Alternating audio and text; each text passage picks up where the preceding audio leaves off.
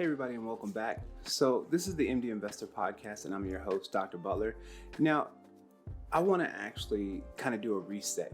And the reason I want to do a reset is because I've been going back and watching the podcast and I noticed that they're boring. They kind of suck. It's like I'm talking and I'm giving a lecture. And the reality is that's not how I am in real life. That's not how formal I am. It's also not the way I want the platform to go. I don't want to sit here and just lecture to you about money. I don't want to sit here and just talk to you about money in a capacity that you can go just like, Google or get an encyclopedia about the information. I want to talk to you about why it matters to me.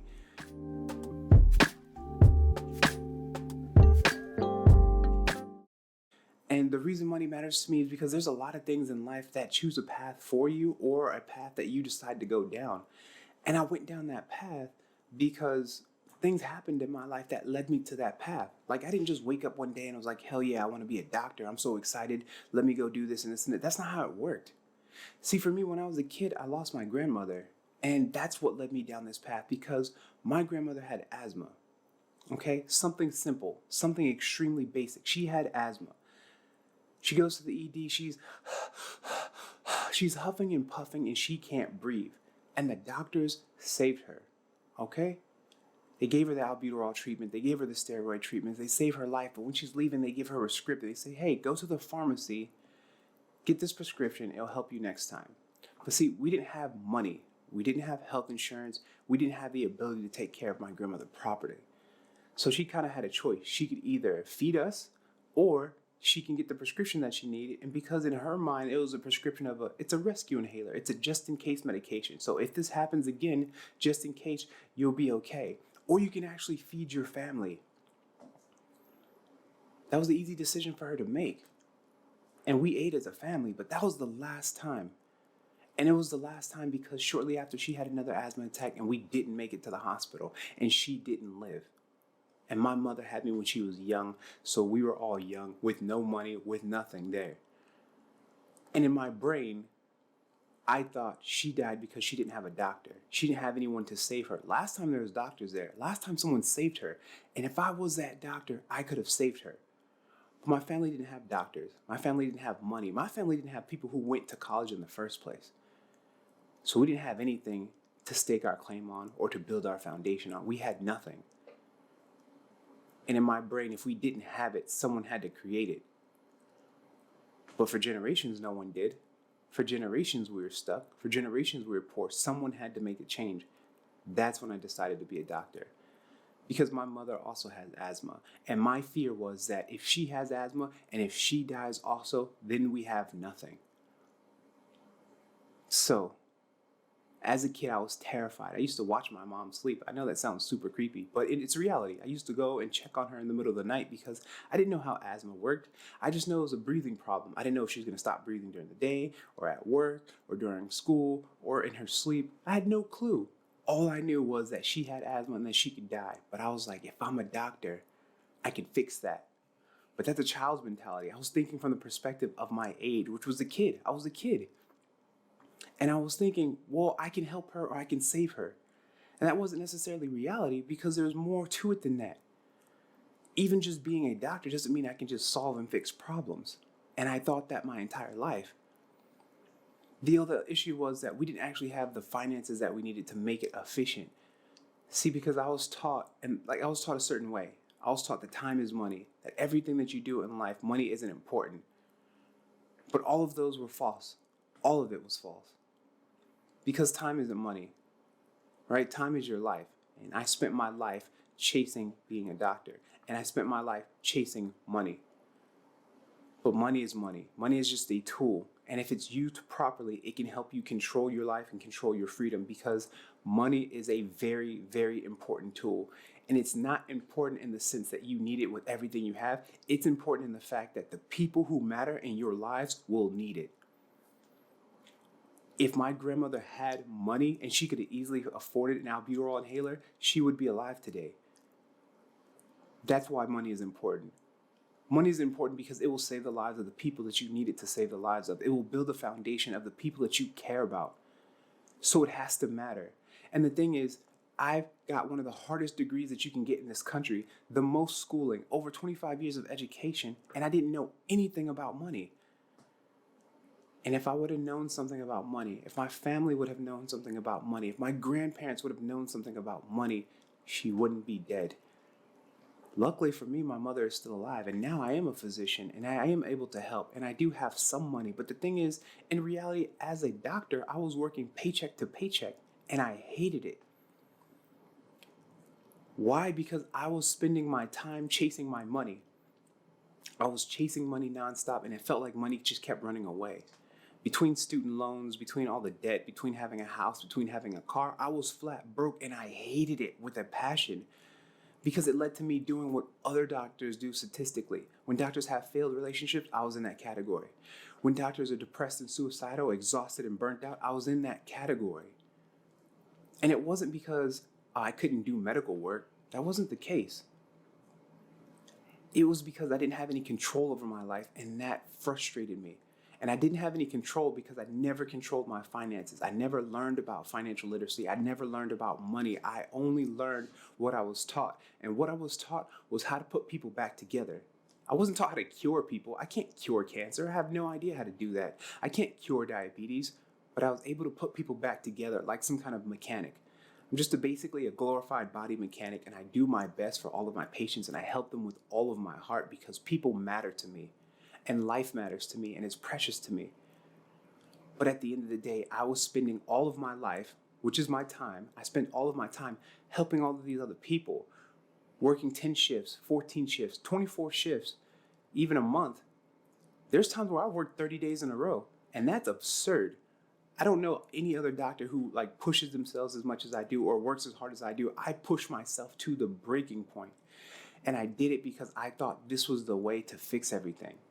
And it wasn't, because the harder I was working, the more taxes I was losing, the more bills I've had to pay, the more insurance was coming out, the more everything was coming out because I didn't know the basics of money. But if I took a strategic approach, if I learned about investing, if I learned about business, if I learned about corporate tax structure, if I learned about financial literacy and stuff like that, things outside of what I learned in school regularly, then I would be able to actually move forward. See, financial literacy, it's broken down into two parts. You have survival and you have growth. And I talked about the core principles of financial literacy, and those core principles break down into those two parts. So if you have survival, that's you doing your spending, doing your earning, doing your saving. That's just your survival method. That's not how you're going to get wealthy. That's not how you're going to get to the next stage in life. So if you're the person who goes to work and you hate your job, or you feel like you're burnt out, or you feel like you're exhausted, or you have no control, you're dealing with all the bureaucrats in the C-suite, you're dealing with all of the nurses who hate you or don't listen, or if you're a nurse and you're dealing with all the doctors who are jerks and who are always bitter, it's because everyone is in survival mode. You cannot enjoy life when you're just surviving. And that's all I was doing for a long time. I was just surviving. I was earning, I was spending, I was saving what I could. But the reality was, I wasn't earning as much as I thought I was earning. I thought I was making $250,000 a year. That wasn't true. After taxes, after housing, after loans, after debt, after the car, after insurance, after feeding my family, I didn't have anything, and I was working paycheck to paycheck, but I thought I was rich, and on paper, it looked like I was. So yeah, people in my family were like, we're so proud of you. I'm glad that you went to college. I'm glad that you went to school. But in my mind, that didn't matter. It didn't matter at all. I was like, I don't care if you're proud. I don't care if it looks good. I don't care if anything, because in reality, it's not that.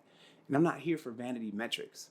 I don't care if you like me directly. I don't care if we're best friends and stuff like that. I care if I'm able to provide for my family, because I have a finite time on this earth.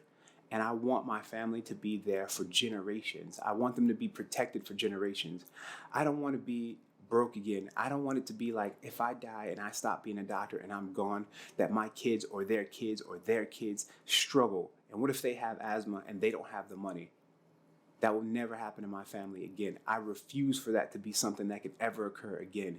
And if that's the case, then I need to know everything about money humanly possible. Because my family needs to get onto the Forbes list. We need to be like the Walton family, where we're wealthy forever and money will never be an issue. I don't know what the future holds.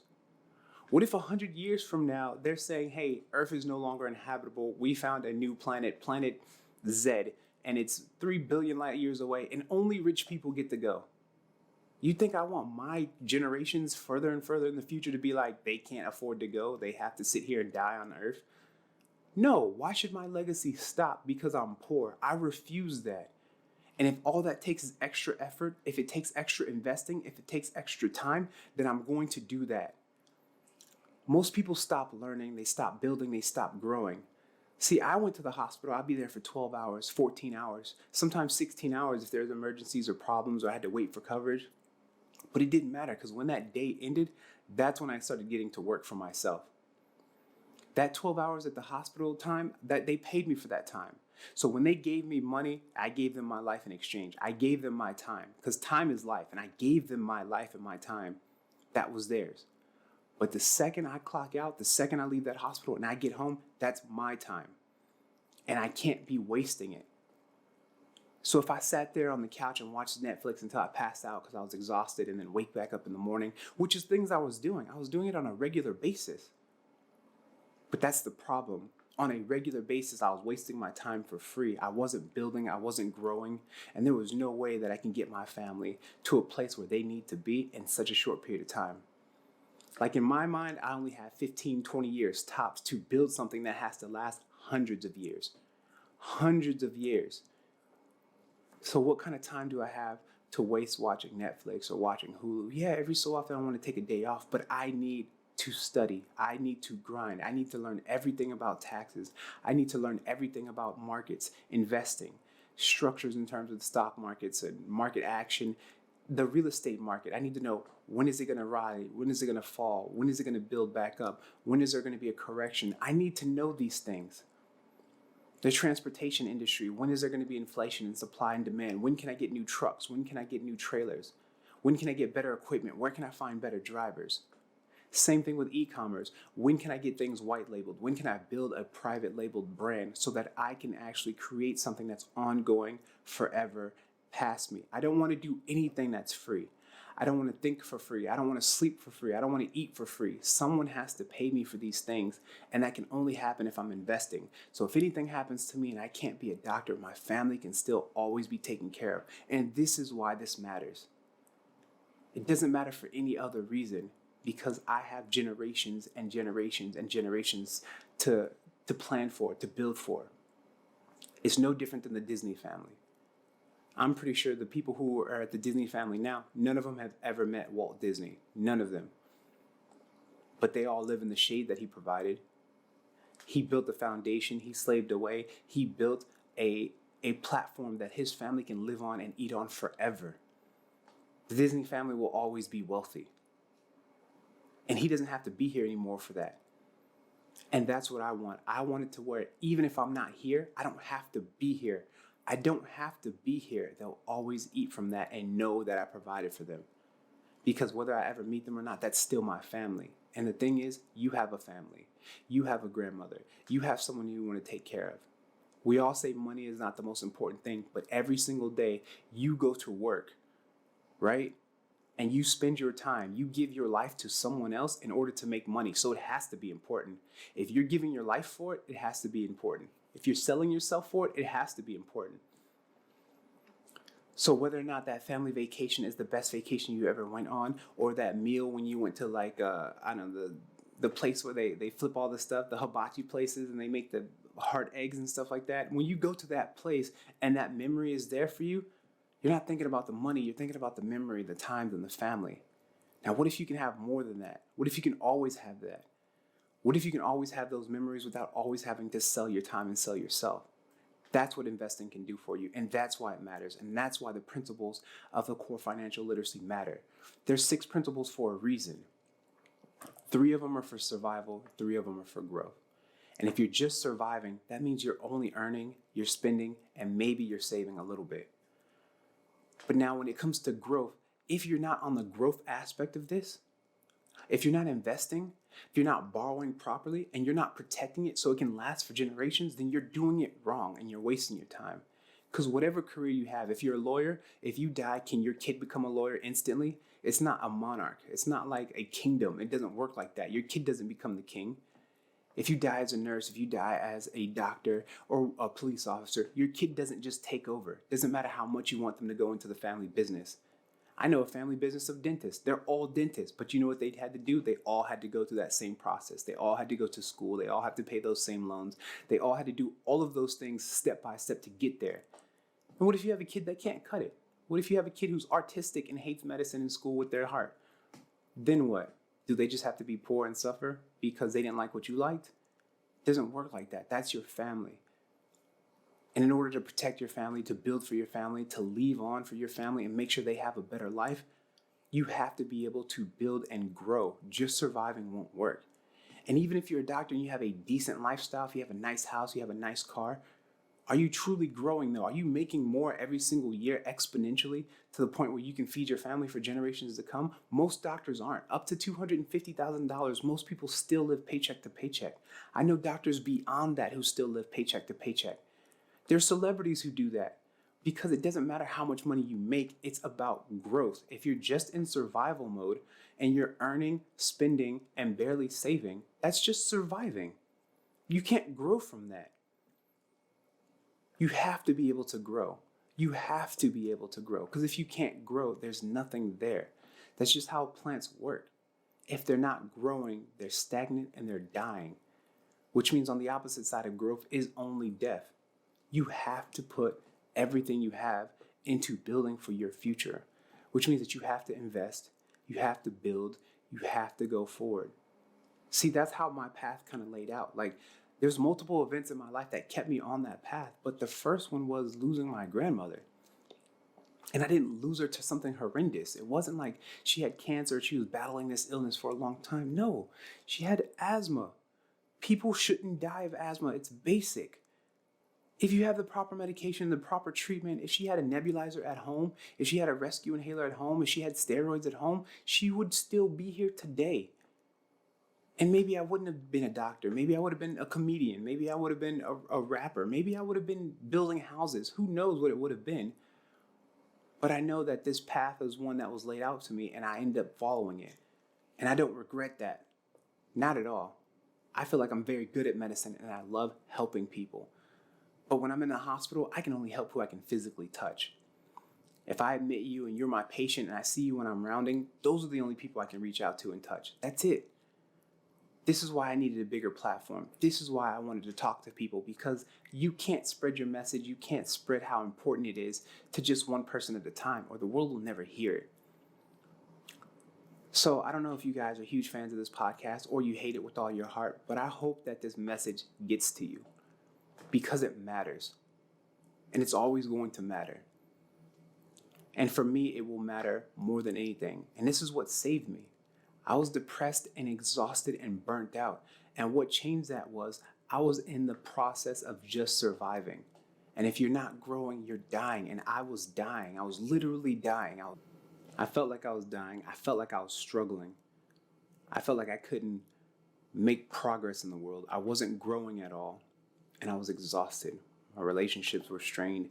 I wasn't hanging out with my family. I wasn't hanging out with my kids at all because I was always working. Now I don't do that anymore because I know the importance of time. I'd rather have the time. I see patients die and they always wish for more time. They don't ask for more money. They don't wish for other shifts at work. They want more time with their family. They don't say time is money anymore.